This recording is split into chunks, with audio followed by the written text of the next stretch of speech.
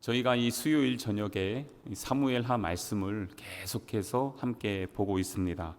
저희가 이게 지금 시작한 게 출애굽부터 해서 여기까지 계속 오고 있거든요. 그런데 먼저 고민이 생겼습니다. 사무엘하가 끝나면 열왕기를 갈까 요한계시록을 갈까 요즘 기도는 하고 있는데 이 뒤에 있는 말씀은 부록이라고 말씀을 드렸어요. 역사순이 아니고요. 이거는 부록인데 특별히 오늘 1절에서 7절에 있는 이 말씀은 앞에 아예 딱 시작이 되어 있습니다. 이는 다윗의 마지막 말이라. 근데 이게 유언은 아니에요. 유언은 열왕기상 2장에 나와 있어요. 근데 이건 뭐냐면 그가 인생을 다 살고 하나님의 부름이 얼마 남지 않았을 때 인생을 한번 쫙 정리를 해본 겁니다. 자기의 삶을. 그래서 오늘 말씀을 보면 그의 삶에 엑기스가 농축되어져 있는 것을 볼 수가 있습니다. 그래서 오늘 이 말씀을 보면서 우리가 한번 기억해야 될 건 뭐냐면 나도 하나님의 부르심이 얼마 남지 않았다면 그때에 내 삶과 내 모든 신앙을 엑기스로 쫙 짜가지고 그것을 글로 표현한다면 나는 어떻게 표현할 수 있을까?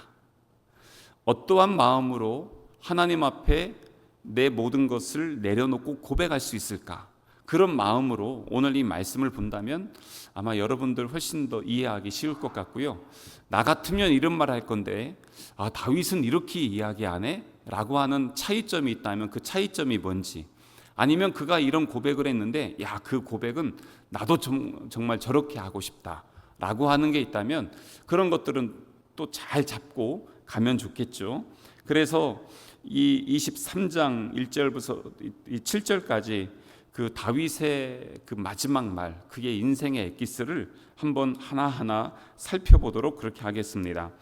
1절을 보면요, 자기에 대한 소개를 하고 있는데 1절 소개를 할 때 어떻게 하냐면 이는 다윗의 마지막 말이라 하면서 먼저 자기를 소개할 때 이새의 아들 다윗이 말하미요 라고 고백합니다. 이새의 아들, 그 아버지가 이새예요. 그렇기 때문에 이새의 아들이라고 이야기를 합니다. 그런데 여기에는 무슨 의미가 있냐면 이새의 집에서 다윗이 몇 번째였어요? 기억은 안 나는 것 같은데 막내인 건 알죠. 그리고 그 사무엘이 기름 부으러 그 집에 가요. 하나님께서 가라고 해서 가요.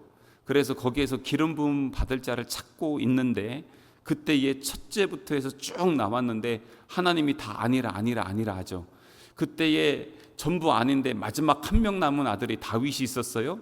근데 기름 부음을 받아야 되는 그 현장에 없었죠. 양치기로 밖에 있었죠.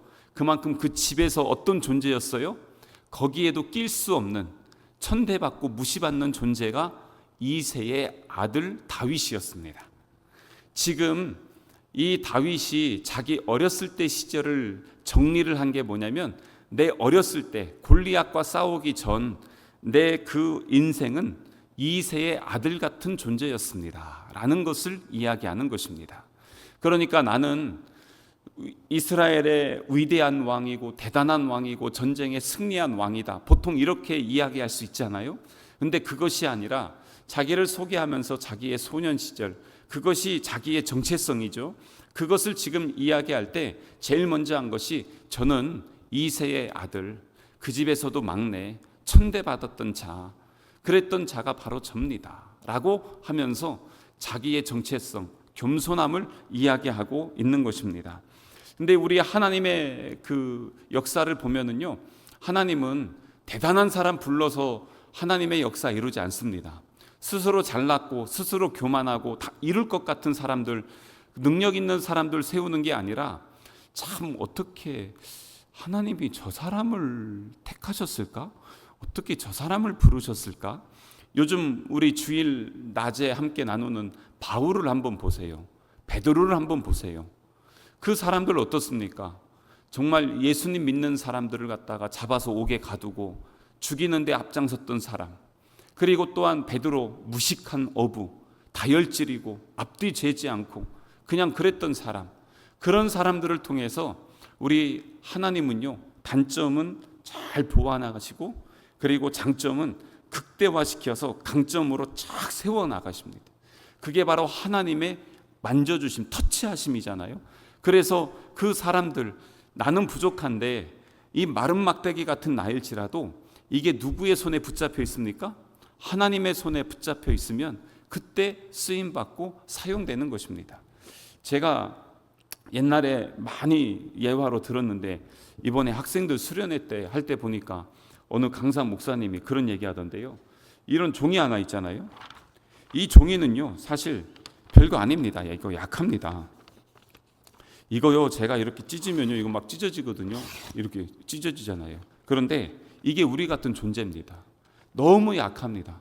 그런데 이게 만약에 여기 강대상 있잖아요. 여기에다가 딱 붙여져 있어 봐요. 이러면 어떻습니까? 여기 완전히 붙어 있다 치고요. 이거를 갖다가 찢으려고 하면은 어떻게 해야 됩니까? 이거 같이 찢어야 됩니다. 이 찢어지겠습니까? 이거 안 됩니다. 이거 제가 20년 전에 했던 예화인데 어떻게 이번에 또 오랜만에 이런 얘기를 들어서 좋았는데요.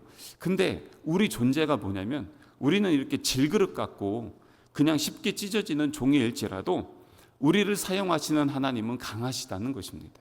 성경에 쓰임받는 사람들은 다 연약한 존재이지만 하나님이 부르시고 그들을 택하시고 하나님께서 그들을 사용하시기 때문에 그들이 능력의 종이 된 것입니다.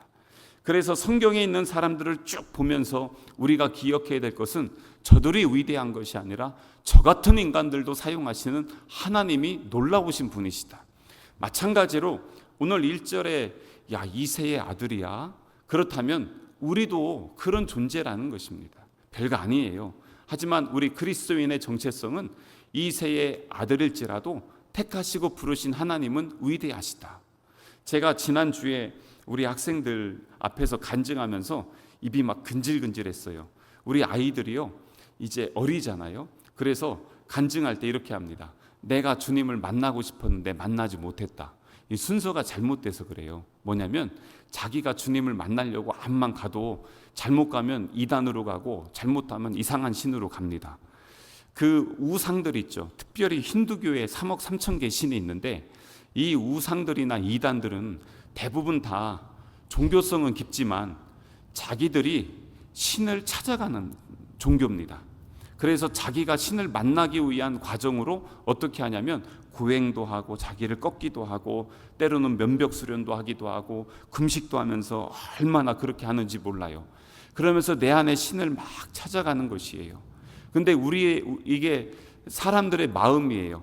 다 자기 중심으로 신앙생활하는 그 기본이 그렇게 돼 있다 보니까 그렇거든요. 그런데 우리 기독교의 기본 진리는 뭐냐면 내가 우리 주님을 찾아가는 게 아니라 주님은 이미 우리를 찾아와 주셨다는 것입니다. 순서를 바꿔야 됩니다. 주님이 이미 나와 함께 하시다는 것을 내가 나중에서야 알게 돼요. 아, 주님이 나를 찾아와 주셨구나. 주님이 나를 만나 주셨구나. 주님이 나를 택하셨구나.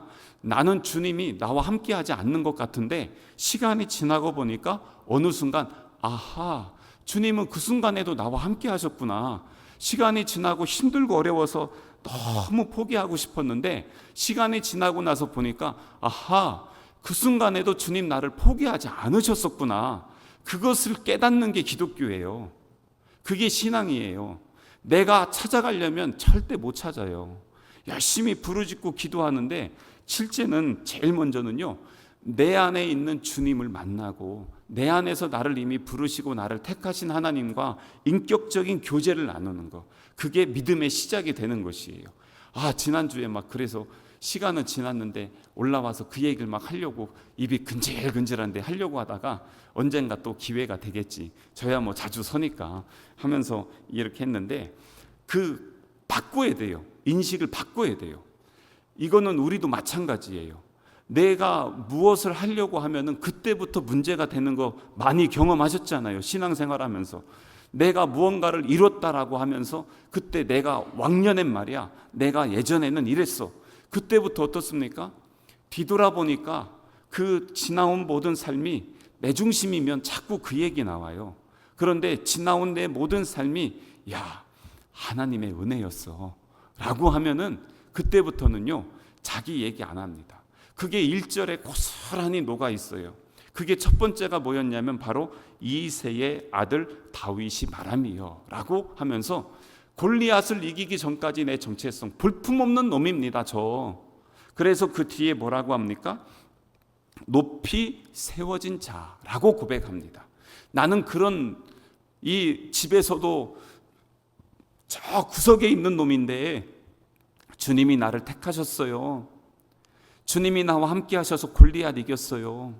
그래서 그 청춘을 사울에게 도망쳐 다니면서 13년 동안 광야에서 수풀에서 동굴에서 너무너무 고통스러운 시간이었지만 결국 되돌아보니까 주님이 나를 세워주셨어요. 지금 그 이야기입니다. 높이 내가 세워진 자, 이거는요 그 능동령이 아니라 수동령이에요. 주님이 나를 세워주셨지 내가 세운 거 아니에요. 신앙은 그거예요. 주님이 나를 높여주시는 것이지 내가 높이는 거 절대 아닙니다. 그래서 우리 연세 있는 분들 늘 조심해야 될 게 그거예요. 뭐냐면 옛날 얘기할 때 옛날엔 내가 이랬다, 옛날엔 내가 이랬다, 이런 얘기 참 많이 하시거든요. 제가 그래서 그 얘기가 나쁜 얘기는 아닌데 거기에서 이제 하나 더 나가야 돼요. 옛날엔 이랬는데 지금은 더 했다, 이게 나가야 돼요. 근데 맨날 하면서 옛날에 왕년에는 말이야 이러고 끝나면 안 된다는 것입니다. 근데 지금도 은혜로 산다는 것, 지금 다윗은 그거 얘기하는 거예요. 오늘 뒤에 가면 그거 얘기해요. 그래서 주님이 나를 세워주셨어요 라고 고백하는 거예요. 이 고백 안에 무엇이 있습니까? 내 힘으로 내 능으로 한 게 하나도 없어요. 그겁니다. 지난주에 우리가 말씀 나눌 때 여기에서 그 여호와는 하면서 나의 반석이고 나의 뭐 기타 등등 많은 고백을 했잖아요. 그게 무엇이었습니까? 주님이 나의 반석되고 요새되고 피할 바위 되어 주셔서 내가 이렇게 은혜로 살아갈 수 있었습니다. 그 고백이었죠. 그게 계속해서 다윗의 고백이에요. 오늘 1절도 그거예요. 혹시 이 자리에 있으면서도 여전히 내가 여기까지 오는데 나의 수고와 나의 힘과 나의 능력과 지혜로 이루어져 왔다라고 생각하고 계신다면 오늘 이 시간에 겸손하게 무조건 내려놓으시길 바랍니다. 이거는 타협이 없습니다. 그렇게 하시면 안 됩니다. 결코 성장할 수 없고요, 무조건 시험 듭니다. 그리고 그것 때문에 고통당합니다. 이거는 제가 예언합니다. 그것 때문에 여러분들 신앙에 손해보는 게 한두 가지가 아닙니다. 그래서 다윗이 지금 하나님이 나를 세워주셨다는 것을 고백함과 함께, 그러면서 세 번째 뭘 얘기하냐면 야곱의 하나님께로부터 기름 부음 받은 자라고 이렇게 고백합니다. 이게 뭘까요? 야곱의 하나님, 하나님은 하나님의 명함이 있었어요. 구약에 보면 하나님의 명함은 뭐냐면 나는 아브라함의 하나님, 이삭의 하나님, 야곱의 하나님이야 라고 이스라엘 백성들에게 엄청나게 말씀하십니다. 근데 아브라함과 이삭과 야곱 세 사람이면 보통 여기에도 다윗이 고백할 때 아브라함의 하나님, 이삭의 하나님, 야곱의 하나님으로부터 기름 부음 받은 자 이래도 되잖아요. 그런데 그 중에서도 특별히 야곱만 지금 이야기를 하고 있다는 것입니다. 근데 야곱이 나중에 이름 바뀌어서 뭘로 되죠? 이스라엘로 바뀌죠. 그러면 기왕이면 이스라엘 하나님에게 기름 부음 받은 자, 이쯤에도 괜찮잖아요. 근데 아브라함은 어떻습니까? 믿음의 조상이었죠. 이삭은 어떻습니까? 모리아 산에서 하나님이 너를 원하신다, 그러니까 거기 올라가서 아버지가 칼로 각도서 죽이려고 하는데 끝까지 가만히 있는 그 믿음이라도 있었잖아요. 야곱은 어떻습니까? 아버지 사기치고 형 속이고 도망가고 거기서 삼촌 라반에게 사기당하고 맨날 속이면서 그러면서 살았던 인생, 그게 야곱이었습니다. 그러다가 나중에는 야 이거 나 진짜 죽겠다 하다가 그 하나님 여호와의 사자와 막 씨름하다가 여기 뼈 맞고 막 쓰러지고 이러는 인생이 야곱이었잖아요. 아브라함이나 이삭이나 믿음의 사람들 보면 원래 바탕이 좀 있었어요. 근데 야곱은 바탕도 없었어요. 근데 바탕이 없는 야곱을 하나님이 전적으로 바꿔주셨어요. 그래서 오늘 여기에 굳이 야곱이라고 쓴 게 왜 그렇습니까? 이거는 저도 야곱과 같은 존재였습니다. 그런데 이런 나에게 우리 주님이 기름 부어 주셨습니다. 그가 총 3번 기름 부음을 받습니다. 야곱과 같은 나에게 기름 부어 주셔서 나를 왕으로 세우신 하나님은 참 대단하신 분이십니다 라고 지금 그렇게 고백하는 것입니다. 그래서 그 4번째가 뭐냐면 1절에 이스라엘의 노래 잘하는 자라고 그렇게 이야기해요. 그래서 이게 뭡니까? 그래서 나는 늘 찬양합니다. 모든 상황에서 나는 우리 하나님 찬양합니다. 어렸을 때 목동 생활하면서 양을 치면서 그가 했던 게 무엇입니까? 여호와는 나의 목자시니 내게 부족함이 없으리로다. 그러면서 양을 치는 것입니다. 다니면서 그 모든 시간 고통의 시간 속에서도 고통의 찬양을 했고, 기쁨의 은혜의 시간에는 감사와 영광의 찬양을 올려드렸습니다. 심지어는 밧세바를 범해서 하나님께 책망받았을 때도 그때에도 하나님께 부르짖으며 시편으로 하나님께 나아갔습니다. 항상 하나님을 찬양했습니다. 좋아서 한 게 아니었습니다. 그만큼 고통당한 사람들이 얼마나 더 있었겠습니까? 죽을 듯한 고통과 그 새벽의 해를 기다리면서도 밤을 새면서 내 목숨줄이 왔다 갔다 하는 그 상황에도 내가 주님 새벽을 기다립니다. 그러면서 하나님을 찬양했던 자, 그게 다윗이었어요. 그렇기 때문에 왕이 되고 성전을 짓고 찬양단을 조직하고 그 찬양단으로 하나님을 계속해서 찬양하는 그 사명을 감당했던 것이 다윗이었잖아요. 그래서 오늘 여기에 1절에 자기의 그 정체성을 4가지를 이야기하는 것입니다. 첫 번째가 뭐였죠? 이새의 아들. 두 번째가 바로 높이 세워진 자. 세 번째가 야곱의 하나님께로부터 기름 부음 받은 자. 그리고 또한 이스라엘의 노래 잘하는 자. 이게 다윗의 신앙의 삶이에요. 이건 무엇입니까?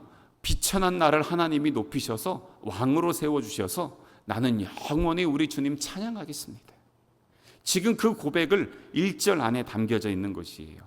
참 감사하죠. 그렇다면 우리는 어떻습니까? 아까 처음에 말씀드린 것처럼 내 신앙의 삶에 이제 뒤돌아보면서 엑기스를 쫙 짰어요. 근데 여기에 보니까 다윗이 자기 자랑이 있어요? 자기 높임이 있어요? 없어요. 뭐만 있어요? 하나님의 자랑이 있고 하나님의 높음이 있어요. 그래서 우리 하나님을 찬양합니다. 그렇다면 나는 지금 어떤 고백을 합니까? 이게 제일 지금 잘 알 수 있는 데가 어디냐면 교회에서 목장에서 할 때도요, 가끔씩은 이렇게 나를 좋게 포장해서 얘기할 때 있어요.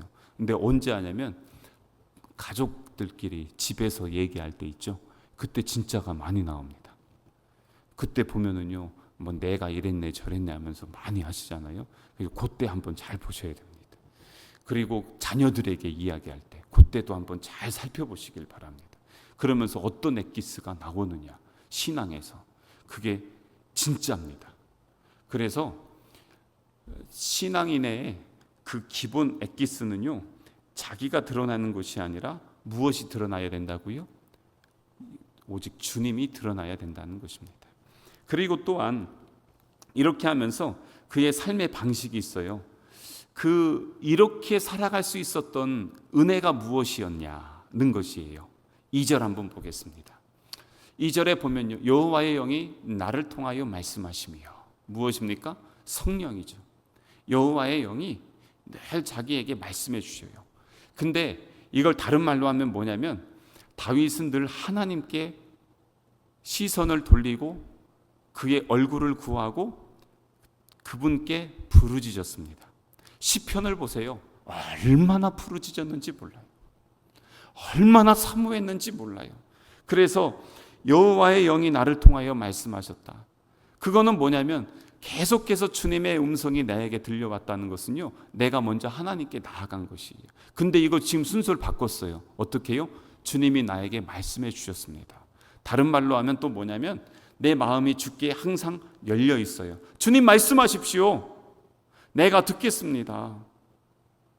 그래서 전쟁할 때 어땠어요? 전에 볼 때? 전쟁할 때요, 주님 전쟁 나갈까요 말까요? 주님 대군을 보낼까요? 게릴라 전으로 할까요? 이런 것까지 하나님 앞에 구해요. 전쟁의 형식, 방법, 그리고 어디까지 갈까요? 그거 모든 것까지도 다 하나님께 구해요. 그랬는데 그 삶의 방식을 2절에서 지금 싹 정리할 때 뭐라고 하냐면 주님이 나에게 말씀해 주셔서 라고 얘기합니다. 그래서 그 뒤에 2절의 뒤에 보면 뭐라고 합니까? 그의 말씀이 내 혀에 있도다. 뭐냐면 이거는요, 늘 성경을 묵상했다는 것이에요. 하나님의 말씀을 묵상하고 하나님의 말씀을 그 삶의 기본 진리로 삼고 하나님의 말씀에 붙잡혀서 그 말씀을 의지해서 하나님 앞에 기도했는데 주님이 늘 응답해 주셨다는 것이에요. 그게 그의 삶의 방식이었다는 거예요. 근데 이게 예배 때만 그런 게 아니에요. 그가 어디서 그랬습니까? 왕궁에서만이 아니라 그 동굴에서, 광야에서, 수풀에서 도망쳐 다니면서도 하나님 앞에 늘 구해요. 심지어는 어느 상황까지 갔냐면 자기 주변에 있는 400명 있을 때요, 그 사울이 3,000명 풀어가지고 잡아서 자기 주변에 함께하는 동료들이 죽어가는 그 상황에서 그때 하나님께 부르짖어요. 여호와여, 여호와여, 나를 구하여 주십시오. 얼마나 부르짖는지 몰라요. 그래서 시편 23편도 보세요. 사망의 음침한 골짜기에서 라고 나오는 게 그냥 나오는 그런 신앙의 고백이 아니었어요. 그럼에도 불구하고 그 상황에서 그가 모든 환경 속에서 하나님의 말씀을 붙잡았다는 것입니다. 오늘 하루를 시작하면서 하나님의 말씀 붙잡으셨어요? 목장을 통해서 주는 그 작은 말씀이라도 그 말씀을 읽고 묵상하면서 하루를 하나님 앞에 의탁하고 의뢰하며 시작하셨어요? 매일매일 하나님이 나에게 주시는 생명의 말씀을 사모하고 계십니까? 삶의 기본 방식, 내 반석이 어디에 있느냐는 것입니다. 지난주에 우리 말씀 나누었던 것처럼 여호와는 나의 반석이다 라고 했다면 거기에 반석 위에 세움받았기 때문에 요동하지 않았고 흔들리지 않았고 비바람에도 넘어지지 않았고, 그게 오늘 여기에서도 여전히 그렇게 해서 여호와의 영이 나를 통해 말씀하셨고 그 말씀이 항상 내 혀에 있었다는 거예요. 하나님의 말씀 앞에 서 있었다는 거예요. 그렇기 때문에 삶의 방식이 그냥 그 안에서 하나님의 말씀으로 충만한 은혜를 누리는 거예요. 이게 해석이 달라져요. 어떻게 달라지냐면 진짜 믿음의 사람들은 이 땅을 살아가면서 고난이 없는 게 아닙니다. 고난이 있어요. 어려움이 있어요. 예수 믿고 고난당하고 예수 믿고 죽은 사람들 얼마나 많습니까? 그런데 예수 믿고 예수님으로 고난당하는데요, 진짜 믿음의 사람들은 그때 말씀으로 적용해요. 야, 이거 하나님이 어떻게 일하실까? 하나님이 이 고난을 통해서 나를 어떻게 성장하실까? 환난이 있어요. 때로는 죽음을 당해요. 사도 바울이 뭐라고 합니까? 나에게 죽음도 유익합니다. 나는 사나 죽으나 주님의 것입니다. 무엇입니까? 하나님의 말씀, 하나님의 영이 내 안에 있으면 살면 그것이 바로 사명 감당하는 삶이고, 죽으면 부르시기 때문에 하나님 날아가는 것이에요. 사는 것, 죽는 게 두려운 것이 아니라 더 무서운 건 뭐냐면 하나님의 영이 나를 떠나는 게 두려운 것이에요. 그래서 다윗은 선지자 나단이 자기에게 와서 하나님의 말씀으로 선포했을 때 그가 시편 51편에 울면서 침상이 젖도록 부르짖었던 것, 주의 영이 내게서 떠나지 않게 하시기를 그렇게 구했던 것입니다. 그래서 지금 여기에서 여호와의 영이 나를 통하여 말씀하셨다는 것은 다시 회복됐다는 것이잖아요. 그게 지금 너무 감사하고, 자기 인생을 되돌아보면서 때로는 실패도 있었고 연약함도 있었음에도 불구하고 그래도 지금 나의 삶의 방식은 하나님의 말씀 앞에 나는 붙잡혀 있습니다 라는 그의 신앙의 고백인 것이에요. 삶의 방식, 우리의 인생의 신앙에 우리에게도 동일하게 이 말씀이 우리를 사로잡아 주셔서, 성령께서 나를 사로잡아 주셔서 그 안에 온전히 거하는 우리 성랑가족 되시기를 주님의 이름으로 축복합니다. 그래서 이제 그러기 때문에 뒤에 3절부터는요, 3절부터 4절까지는 먼저는 딱 보면 해석할 때 이게 다윗을 얘기하지만 다시 이걸 잘 보면 누구 얘기하냐면 예수님 얘기예요. 다윗을 통해서 예수님 얘기하는 그 이유와 근거가 뭐냐면 5절에 나와 있어요. 5절에 보면 이렇게 돼 있습니다. 내 집이 하나님 앞에 이같이 아니하냐. 하나님이 나와 더불어 뭘 세웠어요?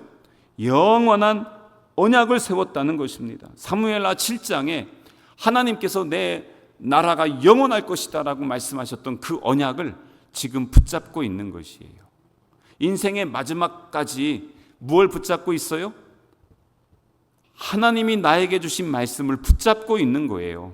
약속. 그거 지금 붙잡고, 영원한 언약이라는 것은 내 나라가 영원할 것이다. 이거는 결국 누구를 통해 완성됩니까? 예수님을 통해 완성되잖아요. 그래서 이것을 보면서 3절 4절을 보면은 이게 자기 얘기인데 나중에는 이게 예수님 얘기예요.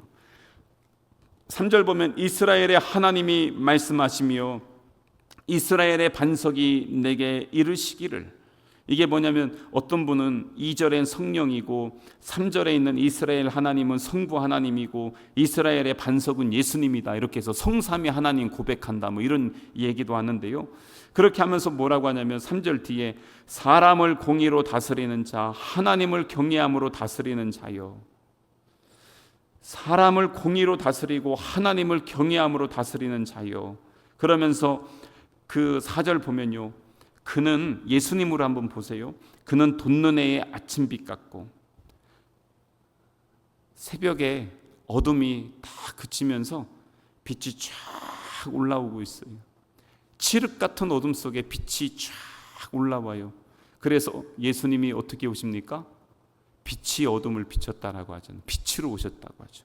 지금 그 고백하는 거예요. 그래서 쫙 올라와요. 그래서 저는 그 일출 있잖아요. 일출 사진. 이번에도 필리핀 가서 해 뜨기 전에 일찍 일어나서 나가서 해변에서 일출을 매일 봤어요. 이틀이었지만 해변에 있을 때가 딱 보면서 막 기도하고 그러면서 했는데, 그 아침 빛 같고, 근데 구름이 한 점 없어요. 구름 없는 아침 같고, 그러니까 오직 빛만 있어요. 그리고 거기에서 비 내린 후에 광선으로 땅에서 우미 돋는 새풀 같으니라. 그 빛이 쫙 비쳤는데 거기에 무엇이 있어요? 비가 내렸어요. 그런데 비가 내린 후에 그 촉촉하게 흐른 곳에서 빛이 쫙 내리쬐니까 이것이 이제 쫙 자라는 겁니다.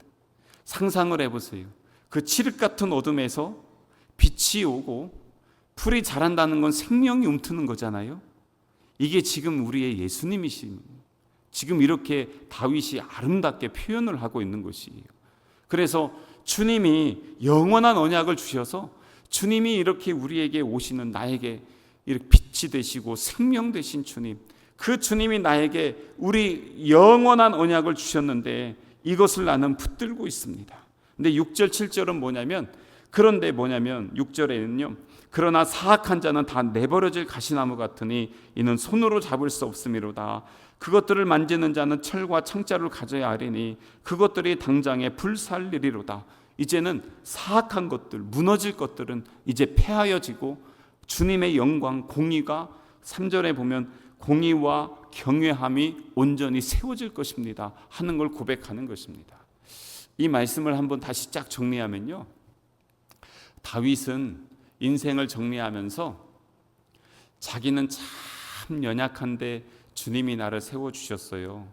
이렇게 할 수 있었던 그 근거는 나는 하나님의 말씀을 온전히 붙잡고 살았어요.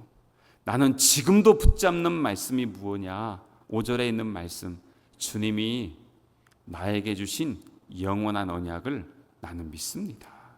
그 언약의 주님을 소망하면서 그 빛으로 오신 주님, 생명으로 오신 주님을 나는 끝까지 신뢰하겠습니다 라는 그 고백이 바로 오늘 23장 1절부터 7절에 있는 다윗의 고백인 것입니다. 사랑하는 성도 여러분, 다윗은 이런 고백을 했다면 우리의 마지막 말은 무엇일까요? 나는 어떤 말을 우리 자녀들에게, 그리고 어떤 말을, 어떤 유언을 남겨서 우리 주변에 있는 사람들에게 나누어 주고 싶습니까? 그래서 우리 그 어르신들 그 찬양 제일 좋아하시는 거 있잖아요. 지금까지 지내온 것 주의 크신 은혜라 근데 이게 지금까지 아니라 이제 어디까지요? 주님이 부르시는 그날까지. 주님 오직 주의 은혜였습니다. 주의 은혜였습니다. 이것으로 함께 고백하면서 우리 하나님 앞에 함께 나아갈 수 있는, 또 세움 받을 수 있는 우리 성남 가족 되시기를 주님의 이름으로 축복합니다.